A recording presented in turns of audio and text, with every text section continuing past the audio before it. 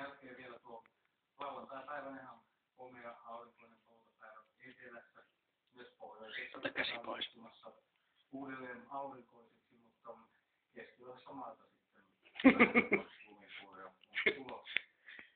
Tämän jälkeen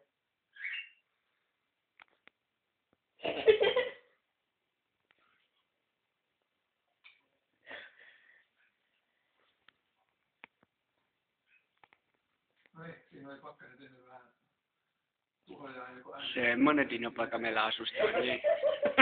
Ihan mahdoton.